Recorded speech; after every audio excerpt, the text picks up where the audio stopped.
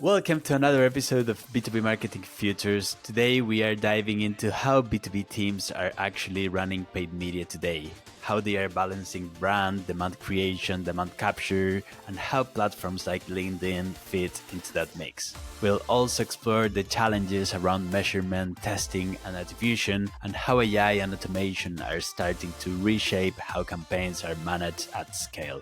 But before we jump in, I'd love for our guests to introduce themselves and share a bit about their background and current focus. AJ, would you like to introduce yourself? Welcome. Sure. Yeah, I fell in love with LinkedIn ads back in, I think, 2011. I was at a company where they became the biggest part of what we did, and I grew that to become LinkedIn's largest spending account.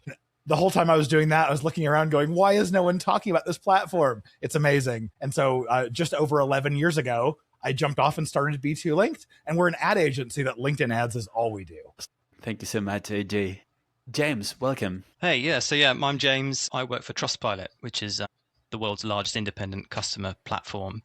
I'm a global paid media manager for Trustpilot, and probably one of the biggest channels we run is LinkedIn ads. We in-housed from an agency, 2 agencies actually, in the last sort of 18 months. And yeah, we have a significant focus as we have a big B2B focus at Trustpilot. Awesome. Thank you so much. And Karin, welcome. Hi all. Yeah, I'm Karin from Scoro. I work as a paid marketing specialist and I've had around 7 years of experience in the paid marketing field across different platforms, including LinkedIn. And yeah, in Scoro, I mainly focus on LinkedIn and Google and everything that comes with it. That's great. Thank you. Thank you all for those great introductions. Let's start by setting the context and understanding how each of you is approaching paid media today. Are you investing more in brand, creating demand, or capturing it? How does LinkedIn fit into your overall channel mix? This is an open question, so feel free to unmute yourselves. I'd say us in LinkedIn focus 90% on demand gen, especially on thought leadership and video, but LinkedIn is just one part of our whole paid marketing endeavors.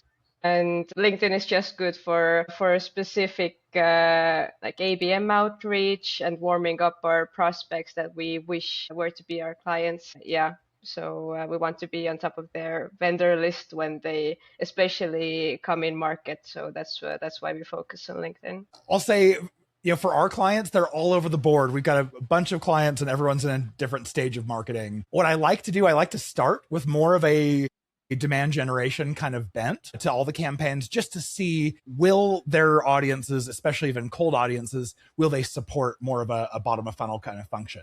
Because if we can go directly for a demo, directly for a sale, and people will do it at an okay price, then cool, our testing's over. But most of the time, we're unhappy with those conversion rates. We're unhappy with the quality there. And so we'll end up turning that into a 2 and then a 3-stage funnel where we kind of prime and educate and nurture those audiences until they're finally ready to take the action that we want them to take. Yeah, I think that what the guys there resonates completely, to be honest with you. And I think that dilemma around what is capture, what is demand, you could argue everything's everything. LinkedIn plays a significant part in like what we do in that brand awareness piece. But as AJ says, there's opportunity there to drive leads, to drive demos, and it's about finding that sweet spot. Maybe you max it out for a little bit. The whole like 5% in market thing creates a problem too. And then trying to balance that with your budget and the other channels that you have to play, right? Google is the one that captures all the demos, gets a lot of the credit, but you've got to drive that demand and that brand from somewhere. So yeah, it's a fine line to tread, and it depends on lots of factors, to be honest with you. And do you see LinkedIn playing a role in capturing demand as well, or only creating that brand awareness, that thought leadership that you were mentioning, Karin, before? Yeah, we do a bit of demand capture on LinkedIn as well, but our main focus is on Google in terms of demand capture. So yeah, I think LinkedIn is best for demand gen, at least for us. I think it depends, doesn't it? It depends what you're trying to give away. I think if you're trying to drive a demo, that's a pretty hard sell these days. Yeah, people's time is precious, and being battered over the head with a B2B demo is pretty nauseating. So I think that it depends what you're offering. If you're trying to gate a pretty flimsy white paper, then good luck with that. And then if you're passing that to your sales team, even better luck with that, I'd say, to be honest with you. but there is value, right? And if you capture people at the right time, you never know. So we run a mixture, and also depends on the region, the brand awareness, but we've seen success with LinkedIn with driving those bottom of the funnel demos. But again, I think it's really nuanced. You have to keep testing and working out what works and what doesn't. James, you mentioned managing multiple accounts globally. So how that scale influence your strategy and priorities? It's tricky. I think, as I mentioned, obviously AJ runs a successful LinkedIn ads agency. We in-housed from one agency and then a second one when I was brought into Trustpilot. As I mentioned, we run 9 accounts, so 9 accounts globally, 9 different countries. And when we in-housed, we restructured everything. And we wanted to create a structure that worked, not like a template. I don't think that ever works, but you need a sense of logic so that if you add to the team, then they can pick it up and understand what they're going to do. And then each region, right, has different budgets, different total addressable markets. So it has to be nuanced to a degree. But having that sort of functioning structure where if you went to Spain or to the US, then you could kind of pick up and understand where things are running, in what formats, that was particularly helpful. But it is a challenge. And I think manpower, the more eyes, the better. And I'm sure AJ experiences similar problems, right? When you have multiple clients, right? They have different challenges, different ways of working, different structures. But yeah, that's the approach that we took when we in-housed from the agency. Well, what I love about what you've done is you've broken up your account by geography. And the reason why I love this is if you have 2 separate accounts who happen to be targeting the same individual, then you actually start bidding against yourself. You're now paying more just because you have things in 2 different accounts. But when you have them broken up by geography, especially if your geography is set to permanent only, yes, not recent or permanent, you're not bidding against yourself. And now you have a really clean cut way of saying, this is just performance for Spain, and we're going to give Spain exactly what it wants. 100%. Yeah, I think that was a very clear decision, especially around that permanent location, which is one of the classic sort of LinkedIn. We love to give you a default setting that isn't actually going to help you. That's probably one of the many ones, the location targeting. But it gave us that sort of clear dividing line, as you say, AJ, because otherwise we get bleed around spend. And if you have regional budgets or different clients who want to spend separately, that becomes a problem. So yeah, absolutely. Yeah, that's a really helpful overview of how you're thinking about strategy. Let's build on that and talk about where things get difficult in practice. You anticipated, James, that Google gets a lot of the credit, right? And what are the hardest things to measure today? Where does attribution feel unclear or incomplete, particularly beyond direct conversions? First of all, the hardest thing to measure is such a stupid answer, but ad fatigue, because you can't just look at the ad frequency and make conclusions based on that. You have to look at CTR, if it has dropped over time, and there's no nice graph view on LinkedIn where you can see that. So that's super annoying to me, and I feel like I have to implement some external tools to make it easier for me. But in terms of attribution, we use a tool called Fibbler, which is really nice, and we can see the influence pipeline there per campaign and everything. But I still keep thinking that whether the default setting that we use on Fibbler, which is the pipeline will be influenced or is considered influenced after 7 paid impressions and 3 organic impressions, whether that's actually, does that make sense?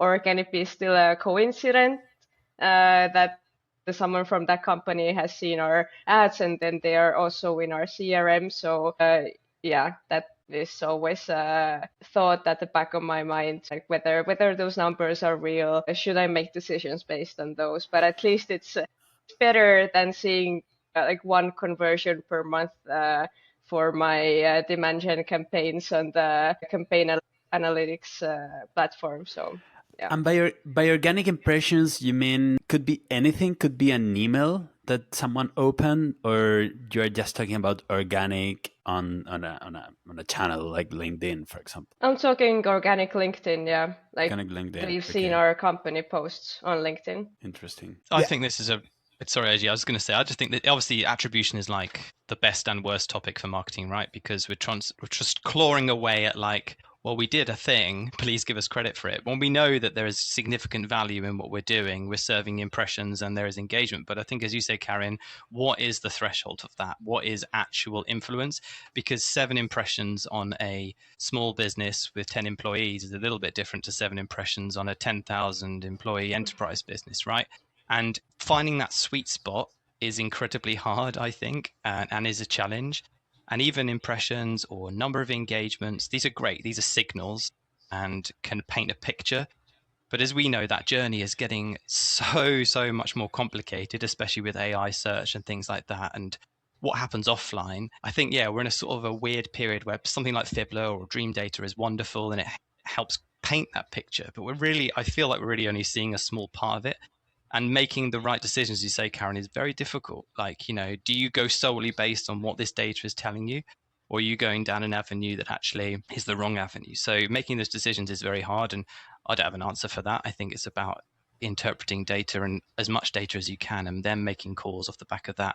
But I think as you go back to your question, attribution is always going to be a challenge, I think, always. Well, I think to echo what you've both shared, attribution for LinkedIn is just inherently really hard, but there's a big blessing with it as well. The reasons why it's hard, number one is, it's a more top of funnel platform. We're able to target people by who they are, but not necessarily by what they're interested in right now. So Google captures them so well, but LinkedIn's where they're going to hear about us first, because that's the only reliable platform we can make sure that our exact ICP is seeing it every time they come. But then that's the other weakness, is people don't tend to spend a lot of time on LinkedIn like they do on other channels. So we don't get very many shots on goal with them. So, Fibbler, Dream Data, Factors AI, they're all really good at what they do. But for a very first step into this, LinkedIn has a free report called the Revenue Attribution Report. And it requires you have to have one of 2, maybe 3 CRMs. I hope it gets a lot more flexible in the future. But what it's doing is it's saying every time a company makes it to a sales qualified lead or a closed deal, we're going to send that company name back to LinkedIn. Fibbler is a paid tool that kind of does the same thing. And LinkedIn's going to look at that and say, ooh, this company, this is how many organic impressions, how many organic engagements we've generated in the last 90 days or 180 days.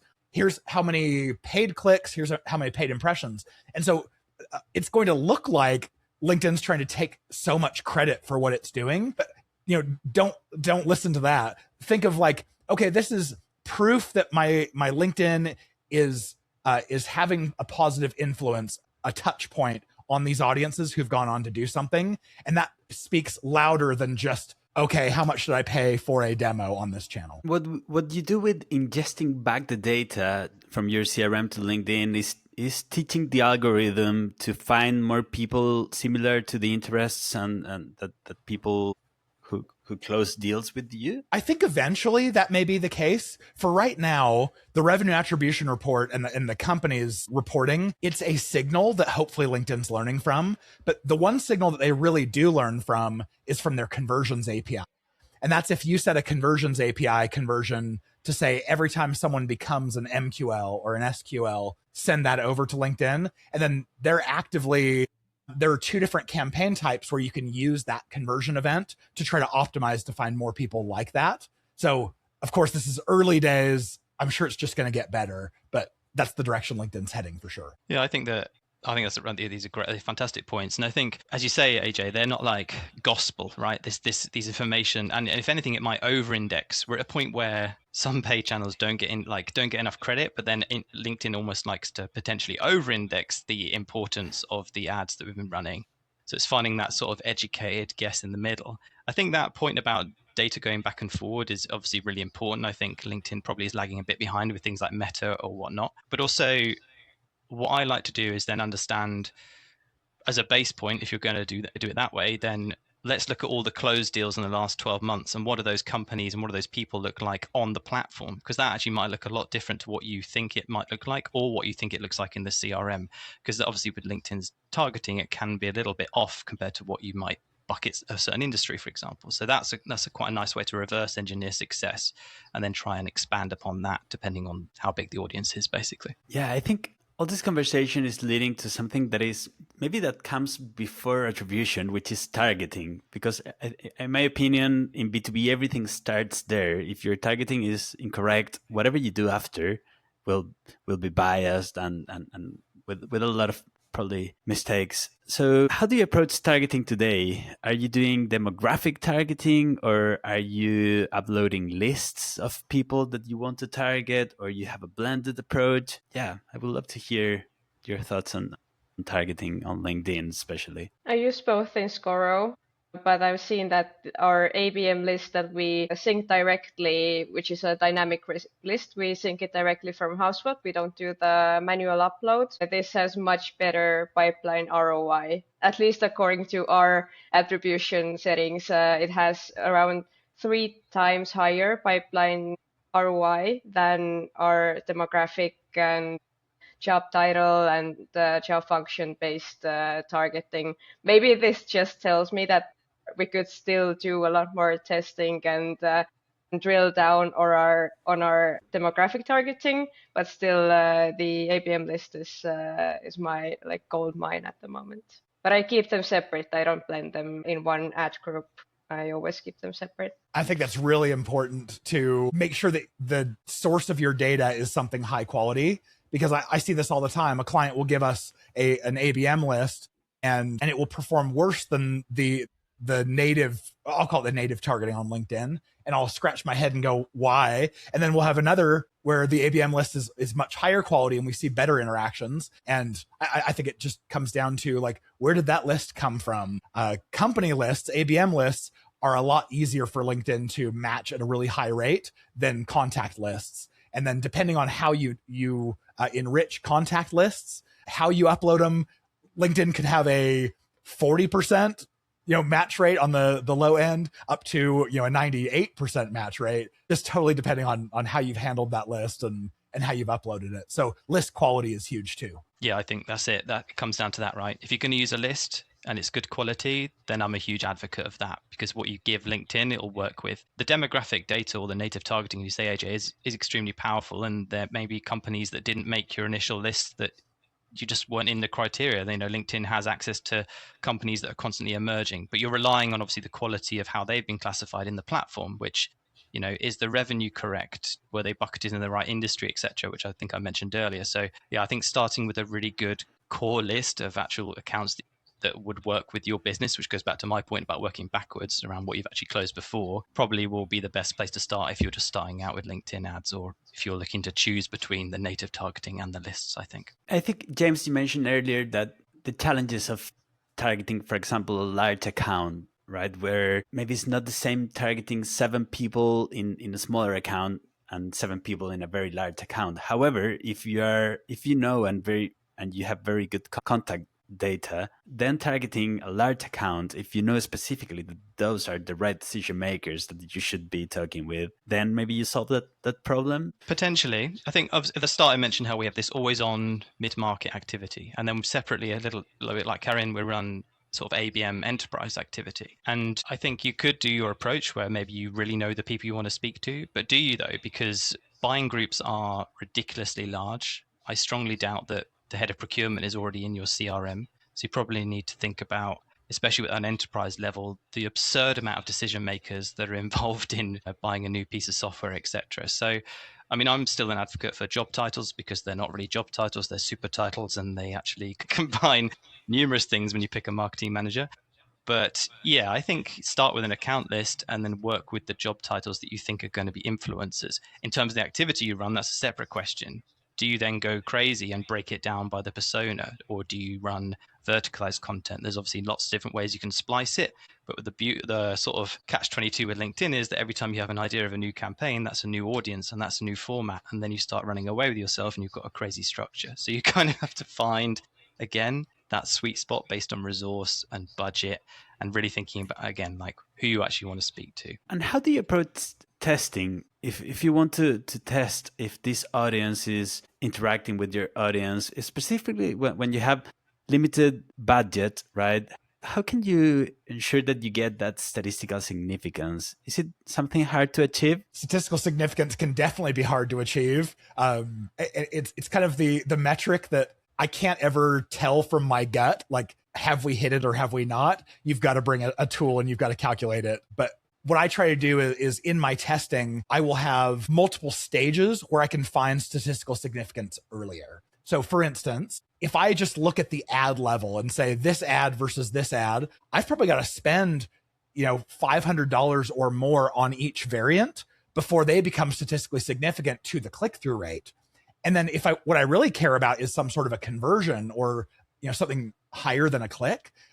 I've got to spend even more. I've got to spend more like $3,000 or $4,000 per ad variation. But if I've run those same two ads across multiple audiences in the account, or there's something else in common between them, then I can combine the spend across the whole account, start comparing two likes, and then I may end up being able to find statistical significance a lot earlier. So, that's one of the ways I approach it, but I'm really curious to hear how you guys do too. That's a really cool approach. I'm going to have to write it down to combine. But my first question with combining ad variants across different audiences is that maybe one ad works really good with one audience and it doesn't work with the same, and it can skew things around. But yeah, I'm going to have to try it because I do struggle with like a low or limited budget for testing. But my approach has been to just slow it down a bit. I don't test like audiences, objectives, and ad formats all simultaneously. I just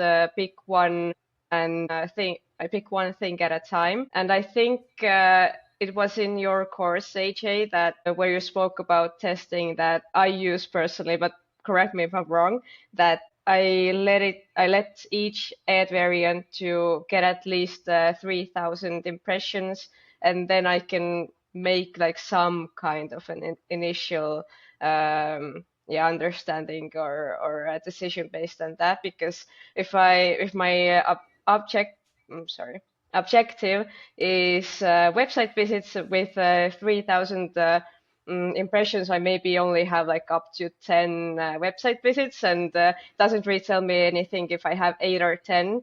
But the CTRs, for example, might still speak a bit louder at this point, or the engagement rates. Yeah, I usually base my testing based on this. Do you guys, when you run those tests, do you tick the option to run the ads evenly, like rotate the ads evenly, or do you just let the algorithm go nuts? Because I see you shaking your heads, which is reassuring. I'm curious about that, because obviously it's an option, right? And usually, as I mentioned, the default options tend to be not ideal, but this one feels like actually the right one. Yeah, this is the one situation where I say LinkedIn got the right default.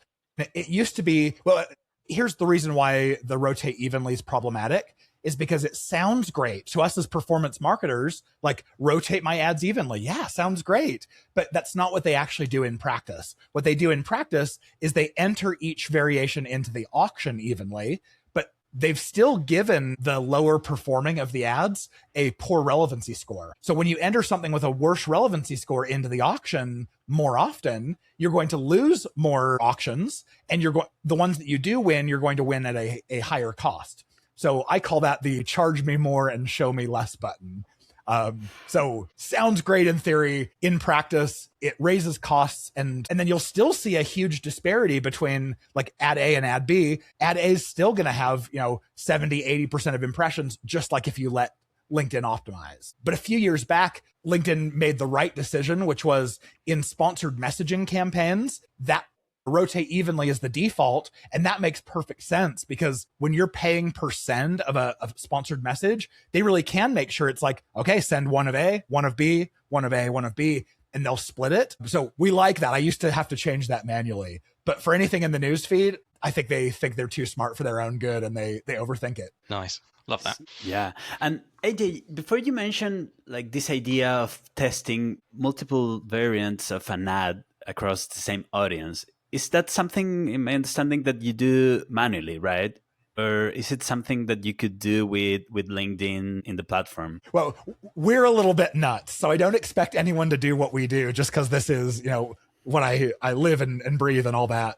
But every single ad variation that we launch, is totally separate. LinkedIn would look at it and see separate ad IDs. But for instance, if I'm targeting decision makers in IT, I'm probably going to have a separate campaign just for IT managers, another for IT directors, another for VPs, and then another for CIOs, CTOs. But I'm not going to tell the client we need to come up with new content for all of these. I'm going to launch, let's say, the same A/B test in all 4 of those campaigns. And what we learn over time is like, the more executive audience, they like this kind of talk track. They like this kind of wording, these kinds of pain points, and maybe more of like the lower management, they like something else. Also, because we have the same A/B test running in multiple campaigns, we also get that very quick roll up where with a single pivot table, I can just say, hey, across the whole audiences, ad A versus ad B, which one's winning, even though there's going to be slight variations. We also know that LinkedIn's going to make a call about which ad in a campaign it likes. And sorry, I'll say ad set, because I know LinkedIn's trying to change what they're calling it. But they're going to pick their favorite ad in the ad set. But if you're running that same A/B test across multiple campaigns, it might be that LinkedIn chooses the wrong winner in one, but in the other 2, 3, they pick the right one. And so you end up getting a more accurate, I would say, A/B test. I was just going to add to that. I'm a huge advocate of always making, even if it's the same creative, same messaging, duplicate the ad. Like, I'm just not a fan of just bringing that ad over into another campaign. I think it makes it completely messy. And then, we sound probably as crazy as you, AJ, in that every single ad has its own intricate naming structure. And that should be the same for the campaign or your ad set, because the future you will thank you when you then have to find something, or you ran a test, or you wanted to check which creative did well in Q1, or those sort of naming things can be just a lifesaver, and especially when it comes to reporting down the line, in my opinion. And something everyone is talking about is the shift toward less manual campaign management and the use of AI to do things for you in a smart way and reducing your time that you spend managing manually things. So how do you see that evolving? Well, in my personal experience, the platform side solutions have never proved successful. I'm happy if you have had better experience, but across Meta, Google, LinkedIn, they always try to push their automated systems where you should give all your control over your creative and technical aspects.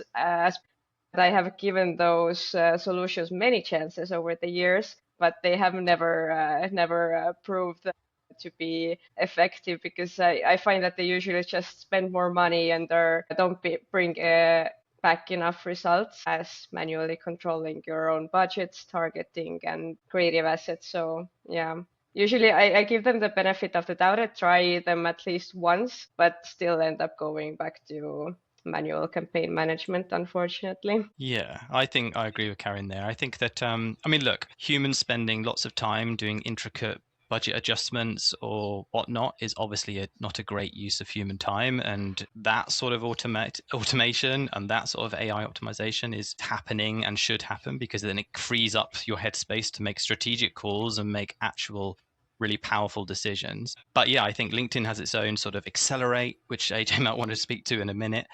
But I think the problem is that, as we've talked about on this call, that there are so many out-of-the-box functions in LinkedIn's ad platform that actually work against you, that when it rolls out something that's going to then effectively automate the creation of your campaigns, you've almost got a bit of a trust issue there. So I think that's probably where the friction comes. LinkedIn probably has a long way to go to earn that trust before I hand over the keys to building me a campaign from scratch to execution, which is why still it's good to have people like those on this call to look at the campaigns and go, what the hell did you do here, LinkedIn? But maybe AJ would want to speak to some of those automations that they've rolled out. I just want to say amen to what you've both said. As long as a platform insists upon telling us that we should be doing something that is actually not in our best interest, it means every tool they roll out that relies on those data signals, we can't trust. So if there is going to be something, and I'm sure there will, if there's an AI tool that's going to help us do things better, it's got to be third party. It has to be from someone who understands how the platform actually works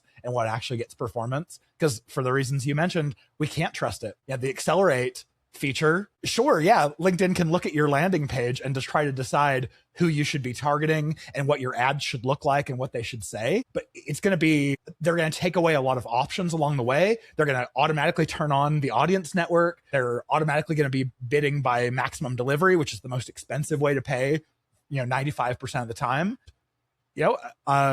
I don't know what it looks like on LinkedIn's end, but from my end as an agency, if those were the options I ticked, I wouldn't have that client next month. They would have pulled their budget and said, sorry, LinkedIn's not for us. So I don't know why LinkedIn insists that they should roll those out as standard features and test it on new customers, because they're going to all swear LinkedIn off and they're going to walk away and churn the account. So anyway, that's my little rant. That's a very interesting perspective. And okay, let's say you go with the manual way of doing things, right? You tag every single ad with an ID, same thing with the audiences. Of course, there's a lot of data, right? It's really hard to manage something like that. How is AI impacting in that data analysis or managing the insights that you can get from all that data? I don't know. It would be great to hear your thoughts on that as well. Well, I personally haven't used AI for data manage or like data, what's that? Oh my God, data analysis. But I think a tool called Sammy that James has mentioned before could be something useful. Again, a third-party tool, like AJ mentioned, that you don't have to export and import anything anywhere. I think that's the most annoying part about data analysis with an AI. So a third-party tool like Sammy could really make it easier. But in terms of creative management, I use Claude for taglines and copy creation, and they just launched Claude Design last Friday, where you can create a prompt to design workflow and even do like manual tweaks, because for me at least I haven't wanted to use like Nano Banana, etc. really, because you can't really manually tweak the design afterwards, and I need this option, at least my brain thinks I do. So yeah, I'm happy to test that out. I found that AI is not very good at interpreting data, but what it has been really helpful to me for is building the workflow of how to transform, how to calculate the data, and then let a program, a Python script essentially, do the calculation, do the reporting for us. A reporting platform that would have taken me months to build, Claude helped me build it in like 2 days. And now it's what we send to 80% of our clients every Monday for a weekly report. I think the next step is going to be, how do we have AI actually do some sort of an analysis based on what it finds? I don't have a whole lot of trust. I think that still has to be a human experienced mind right now for interpreting, but I know AI is just going to get better and it's probably going to get a lot more fun. Yeah, I think that what I would love is if I'm in the LinkedIn platform, and I'm in a particular region, if I could ask it a question. Yeah, I would absolutely love that. Pull me the top 5 best performing ads from the last month for this particular job title, and it just ran the query, and that would be lovely. Whereas you say, AJ and Karin, you've got to really, you have to work quite hard for that, to pull it out, to then put it in, to then do the sense checks. So I think if that was in the platform, that'd be a glorious moment. But yeah, and then I think Karin mentioned Sammy. I don't work for Sammy. Shout out Sammy. But I think that using a tool like that is extremely helpful. I think it basically frees up a lot of that manual work, frees up a lot of headspace. To be honest with you, you effectively can build workflows that run checks all the time. And actually, going back to something that Karin mentioned right at the beginning of the call around things like dwell time or engagement rates, like we set up like benchmarks, right? What are acceptable benchmarks for us? And if this ad dips below that particular benchmark in the last 7 days, we want to be told about that, and that's where we can use a tool like Sammy to be told about it. So that's just one use case. We've got like over 50 workflows built. It's nuts. But just again, like trying to remove that manual labor that takes up a lot of like human energy, and then freeing you up to then think about bigger picture stuff, I think is important. Thank you so much. I think this was a great conversation, really practical and grounded in how things are actually working. What stood out to me is how much complexity still exists across measurement, testing, the platform mechanics. Even as automation and AI increases, we still rely on human intervention and and judgment. At the same time, it's clear that the fundamentals, understanding your audience, aligning the channels, getting the creative right, and becoming even more important. Thank you so much, James, Karin, AJ, for sharing your experience with us today. And thank you everyone listening. And thank you for joining for another episode of B2B Marketing Futures. We'll see you in the next one. Thank you.